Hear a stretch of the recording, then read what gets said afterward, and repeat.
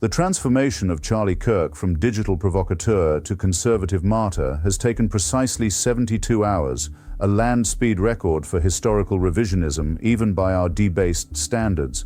The same movement that spent years following his tactical playbook of deliberate polarization now seeks to wash his record clean with his own blood, as if assassination could retroactively transform a merchant of division into a prophet of unity. Let us be crystal clear. Kirk's murder was abhorrent, criminal, and unjustifiable.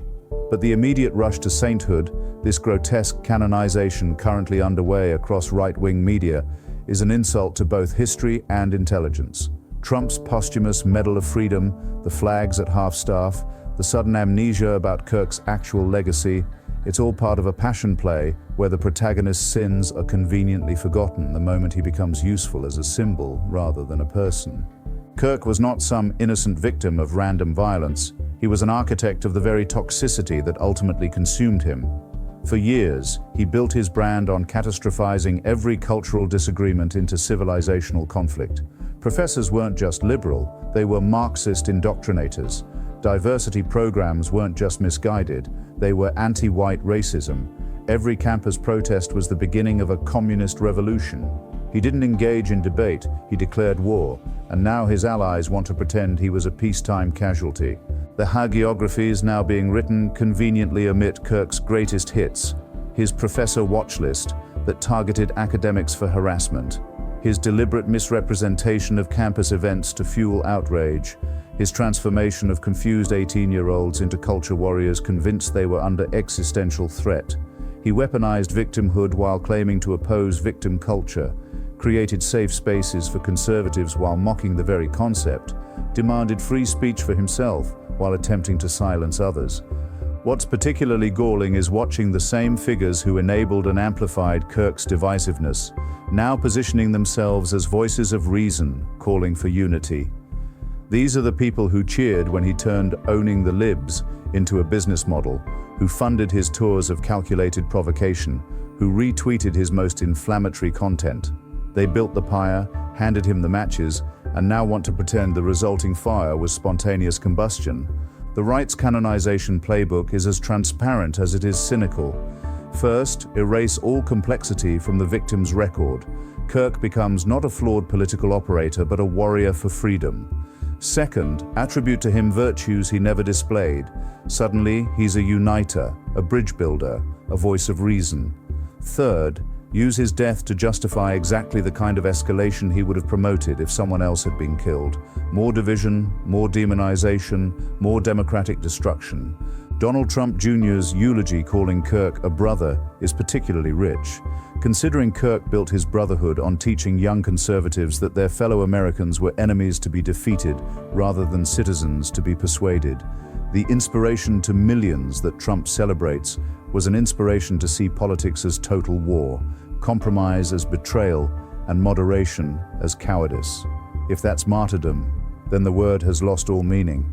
The comparison to actual martyrs, people who died for principles rather than profit, who built rather than destroyed, who united rather than divided, is obscene. Martin Luther King Jr. was a martyr. He died trying to bring people together. Harvey Milk was a martyr. He died fighting for inclusion. Kirk died as he lived, dividing Americans for engagement metrics. His death was tragic, but martyrdom requires more than just being killed. It requires having stood for something noble. Kirk stood for nothing more noble than his own brand.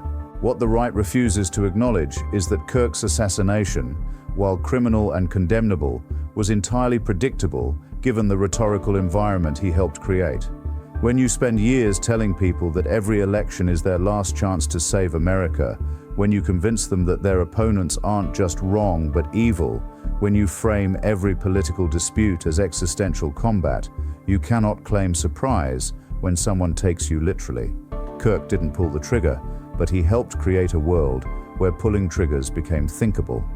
The selective memory extends to Kirk's actual ideas, such as they were. This was not some profound political philosopher cut down in his prime.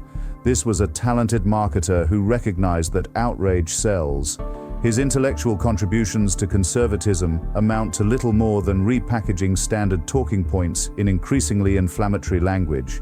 He didn't develop new ideas, he developed new ways to make people angry about old ideas. The canonization serves a purpose, of course. A martyred Kirk is far more useful than a living one. In death, he becomes a symbol that can mean whatever the right needs him to mean. A victim of leftist violence, proof of conservative persecution, justification for whatever escalation comes next. His actual record becomes irrelevant. Only his death matters, and only insofar as it can be weaponized. Meanwhile, the actual lessons of Kirk's life and death go unlearned. The right won't acknowledge that their rhetoric of existential conflict makes violence inevitable. They won't admit that treating politics as war leads to actual casualties. They won't recognize that Kirk was both perpetrator and victim of a cycle of escalation that he profited from, but couldn't control. Instead, they'll build their shrine, worship their martyr, and prepare the next generation of Charlie Kirks to meet the same predictable end. The truth is that Kirk's legacy is not one of martyrdom, but of mutual destruction. He helped create a political culture where assassination becomes almost logical, where violence becomes inevitable, where democracy becomes impossible. His canonization is not just undeserved, it's dangerous, because it valorizes exactly the kind of demagoguery that made his death predictable. So spare us the sainthood.